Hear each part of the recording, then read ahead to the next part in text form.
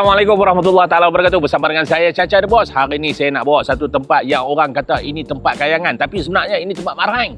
Makan pun memang harga memang berpatutan dan juga tempat ni memang cantik gila punya. Kat mana? Sabak. Subak. Jom kita pergi.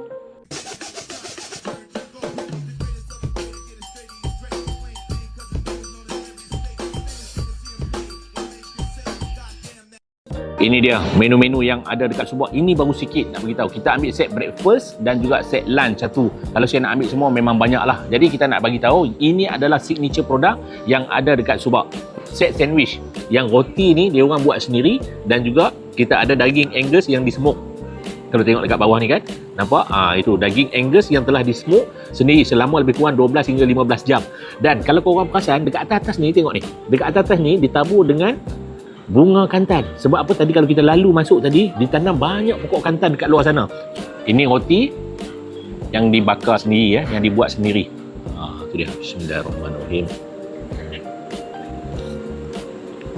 Lembut, roti dia sedap. Daging yang di smoke sini selama 12 hingga 15 jam. Tak dapat tempat lain. Bila tengok tempat yang macam ni, dia orang kata harga memang harga kayangan. Tapi silap, harga mahal. Ini pun sama juga salah satu menu breakfast signature yang ada dekat Subak ni. Tak menyesal. Masya Allah. Allah bagi sedap lah. Dekat sini, kalau kita nak buat event gathering bersama dengan family, kita ada juga tempat lah. Kita ada event space yang boleh memuatkan lebih kurang dalam 60 orang lah. Kita ada lebih kurang 30 meja. Ini adalah set lunch yang didatangkan untuk saya pada hari ini, untuk saya rasa. Nama dia Iga Bakar dan ini adalah rusuk lah. Rusuk, dia ada sambal, ada dia punya ni lah.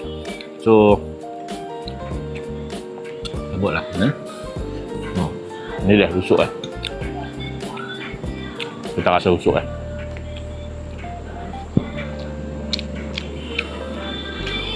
Cair di mulut. Terbaik makan di Subak ni memang sedap dan juga harga sangat berpatutan. Jangan risau pada family-family ataupun pada abang-abang yang nak datang sini. Kadang-kadang kita rasa macam harga terlalu mahal. Tak ada.